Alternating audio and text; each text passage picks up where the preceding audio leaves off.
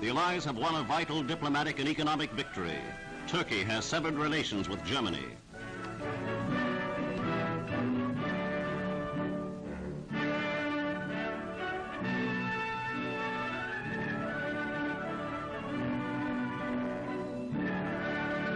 The break represents a crushing defeat for Nazi Ambassador von Papen.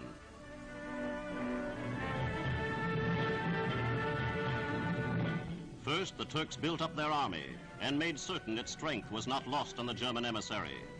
Repercussions of Turkey's decision were felt immediately in Hitler's satellite countries.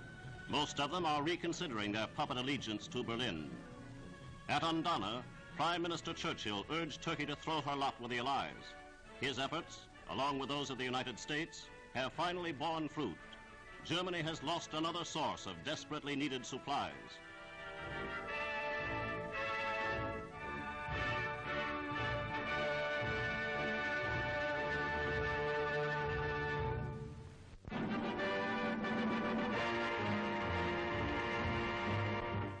Prefabricated concrete barges are in mass production in both Britain and America.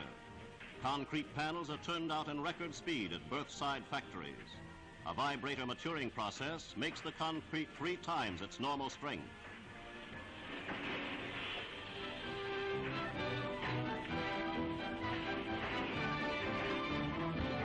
Skilled labor is not required. Another future peacetime victory has been contributed by the exigencies of war.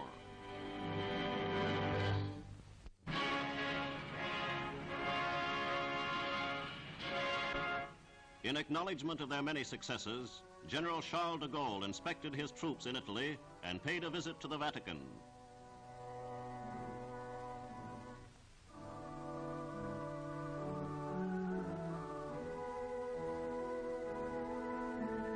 Following his reception, the leader of the French Committee of National Liberation devoted a period to meditation in the famed Sistine Chapel.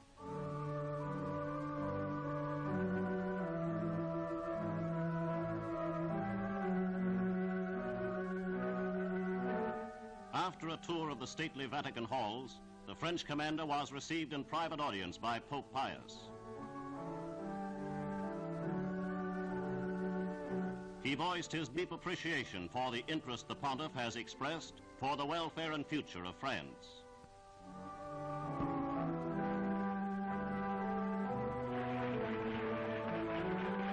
Before leaving the Vatican, France's first soldier held a conference with Monsignor Maglione, the Papal Secretary of State.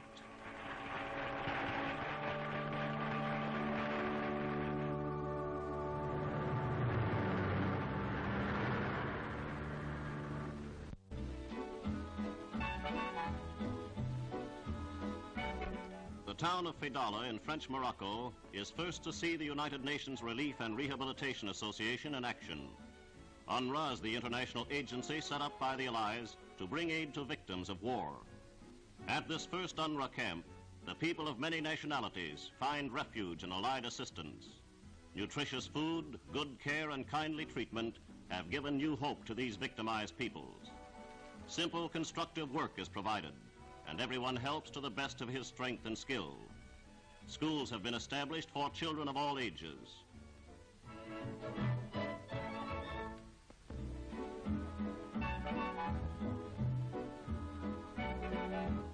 Throughout the war-torn world, UNRRA is prepared to meet the manifold problems of rehabilitation that must come with a peace. Limited stocks of supplies already have been accumulated, and others will be available as the need arises. Thousands of trained men and women are preparing to tackle the tremendous job that lies ahead. The Allies are not only winning the war, but are looking to the days of peace and reconstruction that lie ahead.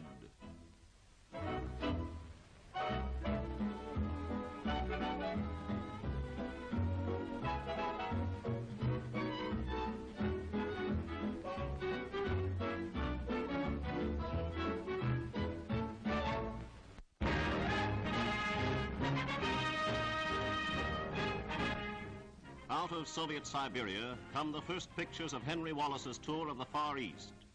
On a special mission for President Roosevelt, the United States Vice President inspects Siberia's vast collective farms.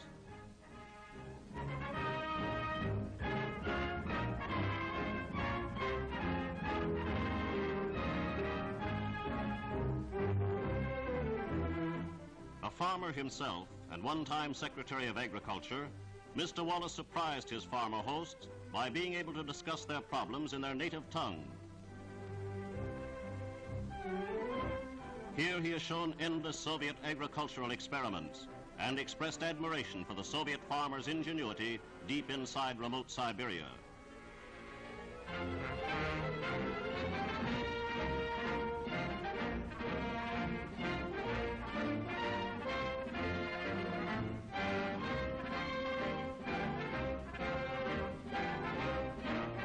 The Vice President is completely at home in the surroundings of this Soviet counterpart of his own Iowa farm.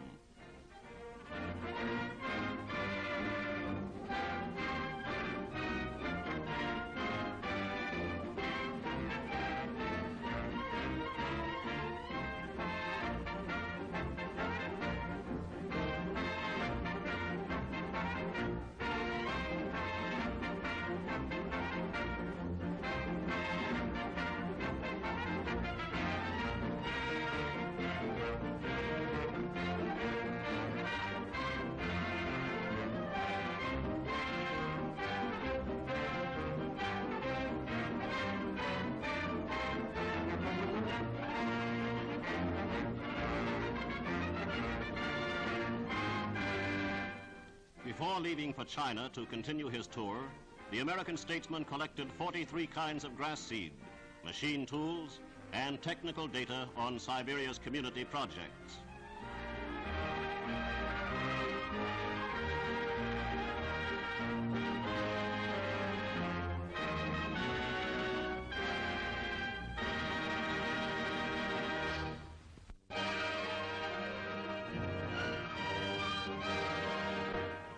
A new phase has opened in the Battle of France. Open warfare is the order of the day. The British sector in Normandy has burst wide open. The Americans are mopping up in Brittany and driving east toward Paris. The Nazi left flank is totally disorganized and unprotected, practically at the mercy of the Allied armored divisions threatening to envelop it.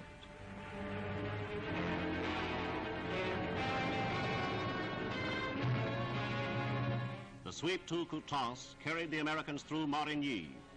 At Marigny, like many other towns in France, the enemy tried to hang on tenaciously.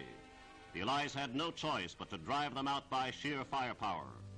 Inhabitants were left temporarily homeless, and like all the towns occupied by the Allies, this one too will be rehabilitated as quickly as possible.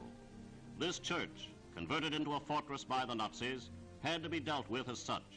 But temporary destruction is a small price to pay for liberation from Nazi tyranny. Here is 1940 in reverse. Not even the Nazi blitzkrieg into France matches the spectacular speed with which the Americans are now advancing. So great is the impetus that the news necessarily has been far behind the actual advances. The town of Coutances too is battle-scarred as General Bradley's men march in. But siege operations are almost over. Now undamaged towns are being evacuated by the Nazis, one after the other.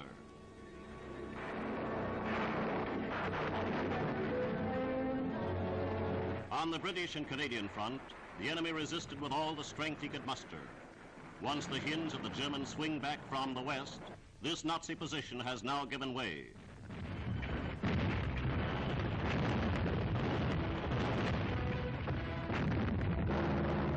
Allied heavy bombers are on hand almost daily, striking the enemy with paralyzing effect.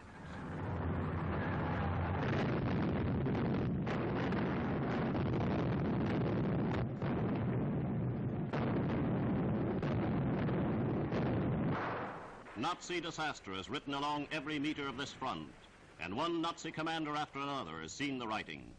Even von Kluge himself has announced that the Germans are in critical plight.